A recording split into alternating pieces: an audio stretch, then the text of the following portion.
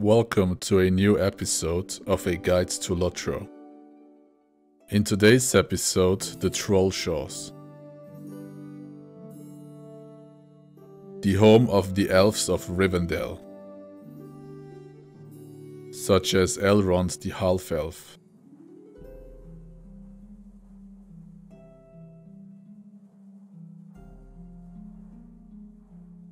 but this is also the place to, of course, trolls, and ancient places which are now infested by the darkness.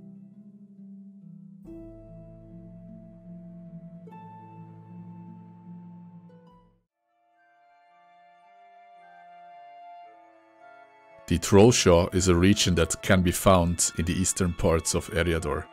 It is usually referred to the savage lands between the river with Eitel and Bruinen. In today's video, we are going to focus on the old school part of the Trollshaw, which means we are not going to cover the angle of Myth-Eitel today. This has already been done in a video by me. The Trollshaw is also the place where Rivendell is located. Lore-wise, Rivendell is probably the most content-rich element of this place. Before we come to that, let me list a few interesting historical facts about the Trollshaws. The Trollshaws were mainly controlled by the Kingdom of Rudor, one of the three kingdoms that was formed after the split of the Kingdom of Arnor. We will find many forgotten castles and fortresses of this kingdom here on this map. Another interesting fact is that the Great East Road crosses the Trollshaw. The Great East Road was an ancient dwarven-made road. Its creation reaches all the way back into the First Age of the world. One element of the Great East Road is the Lost Bridge. It is said that this bridge was originally built in the First Age as well. It is also told that the bridge was restored and modernized by the Númenóreans of Arnor during the Third Age. More about the Great East Road in this video. A last fact to mention about the Trollshaw is that, well, as the name suggests, it is the home of trolls.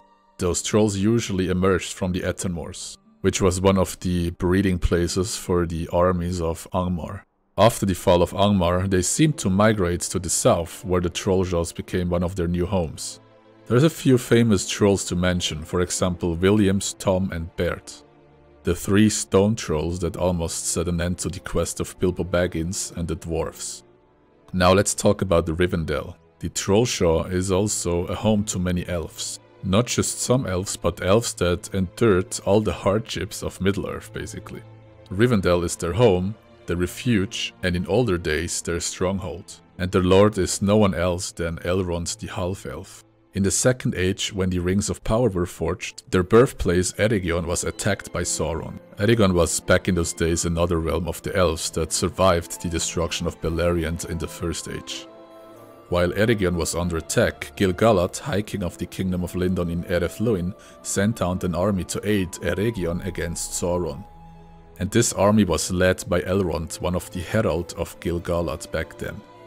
Unfortunately, Elrond and his army came too late and were overpowered by the army of Sauron. Elrond and a few survivors of his army had to retreat north into the Trollshaws. They reached a valley which was crossed by the river Bruinen. They made this valley their refuge and stronghold, which they call Rivendell or Imladris. Rivendell was then besieged by Sauron's forces for about 3 years. Shortly after, an army of the Númenóreans would push back Sauron's army in Eriador, giving Rivendell centuries of cautious peace. During this time, Rivendell became an outpost for the Kingdom of Lindon. Rivendell would also grow in influence and meaning. At the end of the Second Age, it became the place where the Lost Alliance was formed. In the Third Age, during the rise of Angmar, Rivendell became an important ally to the Kingdom of Men in Eriador. Rivendell supported their war efforts by attacking Angmar with their troops. Unfortunately, this did not end well, so that Rivendell was besieged by Angmar at some point as well. Luckily without success, so that Rivendell remained unharmed. With the fall of Angmar as well as the Kingdom of Arthedain, Rivendell became a refuge for the few remaining Dúnedains in Eriador. Most important, Rivendell fostered the heirs of Isildur, and the most recent one of course is Aragorn.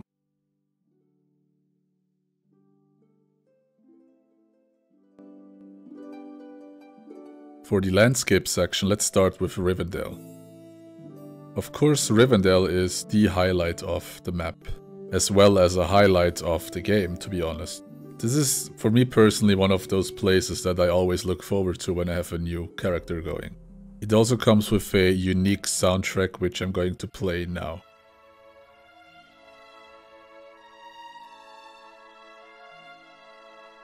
Here you can also find the Lost Homely House, which is, well, basically Elrond's house. There's a bunch of famous characters that you can encounter in that house as well.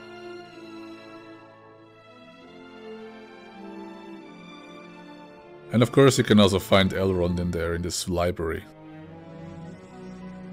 I'm not going to focus on Rivendell even more now because I'm planning to do an individual video about this place. The next place I want to show is the High Moor.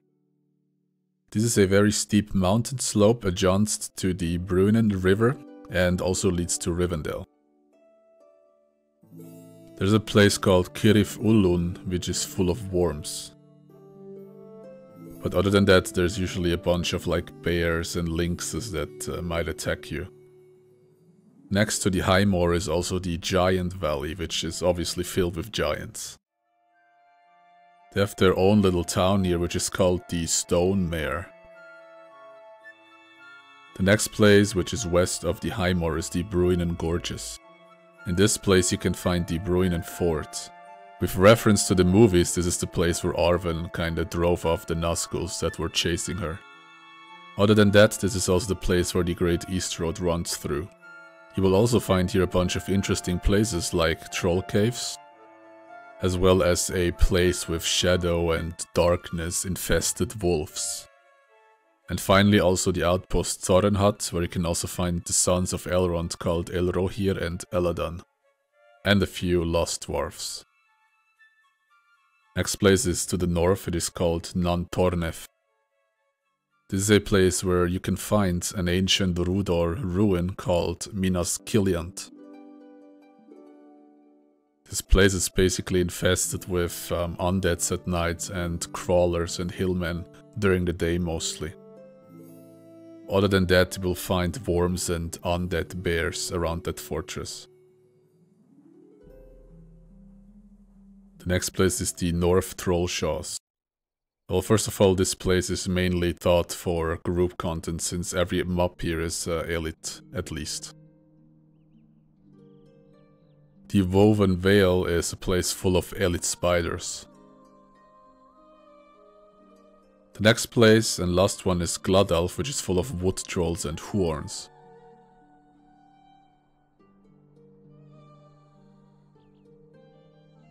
Next we have the South Trollshaws. Well, to be honest, most places here look kinda the same as well this one. Probably the only thing to mention is that here you can find Barachen's camp, which is like a small outpost. The last place we look at is Talbruinen. Talbruinen is a valley next to the Bruinen. You can find here an outpost inhabited by elves, which is called Echat Kandalef. Other than that, you can expect to find trolls and Gorodons here, as well as crawlers and worms. There is one enemy encampment called Echat Garadon, which is obviously filled with Gorodons as well as wolves.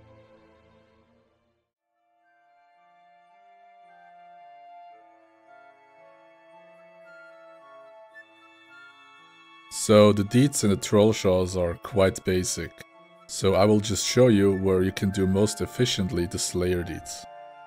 For the Wolf Slayer there is two different locations you could do. The first one is Drauglat. You can find here per spawn around 20 wolves, but be aware there's also some which are stealthed. Another very good spot is Echat Garadon. So what you want to do here is to kill as well as the Gorodon, as well as of course the wolf. The thing is, the wolves and the Gorodon share the same spawn location. Because of that, this place is obviously RNG based, but if you're lucky you can get around 40 wolves per run. The next Slayer deed is the Giant Slayer, and the only place you can really find giants is in the Giant Valley.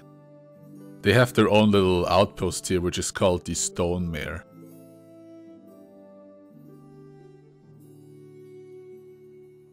The next Slayer deed can be actually combined, which are the worms and the crawlers.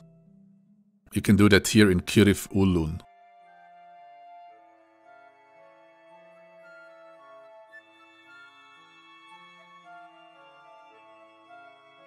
The next Slayer deed is the White Slayer deed, can also be combined with the crawlers. For that, head to Nantoraneth to Minas Kiliand. Here to mention is that the whites spawn more often during the night, so if you really want to do this deed the most efficient, come here at night. So the last Slayer deed is probably the easiest one. Here we talk about the Troll Slayer, which you can do in Tower Ornolf. This is a little glade in the Giant Valley, which is packed and filled with trolls ready to get slain by someone.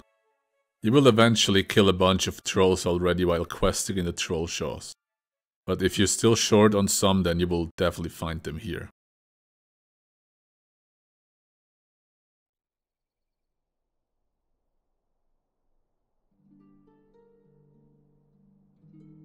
One of the special things in the Trollshaw is the Bilbo Baggins storyline. Next to the homely house, you will find this NPC here where you can initiate the missions.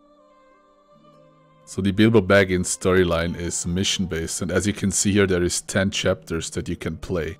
You can daily repeat those quests, and as a reward you get the tokens of further adventure. The rewards range from mini pets, cosmetics for your house, as well as those rings, as I'm going to show you now. If you have a bunch of those tokens left, feel free to get those rings, which are actually pretty good. Another special and very important place is the Archive of Traceries, which you can find in the homely house in the first floor to the left. This is the place where you can get all of your traceries, even high levels have to go here basically for the legendary items. The traceries are bartered at those bookshelves as you can see in the video. There's a female elf NPC where you can barter new legendary items for a few ancient scripts.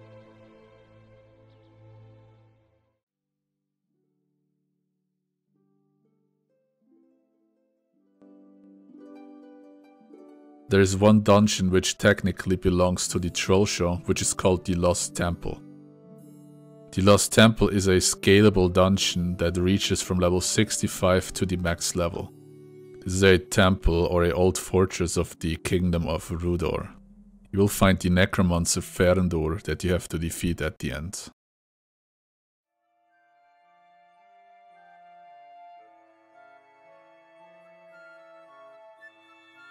The reputation in the Trollshaw is called the Elves of Rivendell. To find the reputation trader, you have to head to Imlad Gelair, which is shown here on the map. There's a little secret door that you have to enter. Just follow the path into the mountains and you will find on the left side the trader for the Elves of Rivendell reputation. In order to gain the Elves of Rivendell reputation, you have to farm these items as shown here. These are items that drop usually in the Misty Mountains or the Trollshaws. A good place to farm them is the Goblin Town. There is a few rewards to get. For example, the long-sleeved elven dress.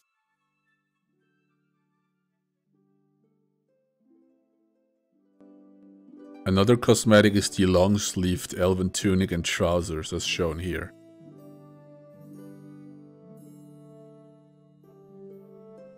The Elves of Rivendell also reward you with a special horse skin.